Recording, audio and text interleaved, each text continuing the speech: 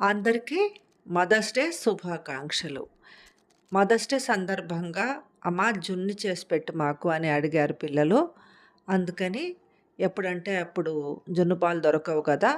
So, నేను కామధేను జున్ను powder packet తీసుకొని వచ్చి, ఈ ప్యాకెట్ పాలుంటాయి కదా! సంగం డైరీ ఫుల్ క్రీమ్ మిల్క్ తీసుకొని దాంట్లో హాఫ్ లీటర్ పాలల్లో ఇలా జున్ను పౌడరు, ఇంకా చాలినంత బెల్లము, మిరియాలు, యాలకులు కలిపి దాంట్లో వేసుకొని ఇలా బాగా కలిసిన తర్వాత వడకడుతున్నాను ఒక స్ట్రైనర్ తోటి. ఎందుకంటే నలకలు అట్లాంటివి ఏమన్నా ఉంటాయి పోతాయి. అలాగే యాలకులు, మిరియాలు, తలకలన్నీ కూడా పోతాయన్నమాట. జున్ను తినటానికి చాలా బావుంటుందప్పుడు. ఇలా వడకట్టుకున్నటువంటి ఈ జున్ను పాల మిశ్రమాన్ని ఒక ఇడ్లీ పాత్రలో కొంచెం నీళ్లు పోసి ఒక స్టాండ్ వేసి దాంట్లో ఈ గిన్నె పెడుతున్నాను. ఆ తర్వాత ఆ గిన్నె మీద ఒక మూత ఉంచాలన్నమాట. ఒక మూత పెడితే మూత తీయడానికి వీలుగా ఉండేటువంటి మూత పెట్టుకుంటే మనకి ఈజీగా ఉంటుందన్నమాట. తర్వాత ఇడ్లీ పాత్ర మీద ఈ లిడ్ పెట్టేసుకొని, నేను ఇది ఇండక్షన్ స్టవ్ మీద చేస్తున్నాను. ఇండక్షన్ స్టవ్ ఆన్ చేసుకొని,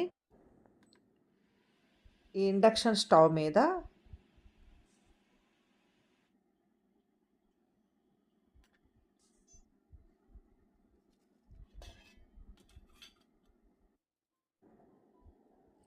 ఇండక్షన్ స్టవ్ మీద చేశాను.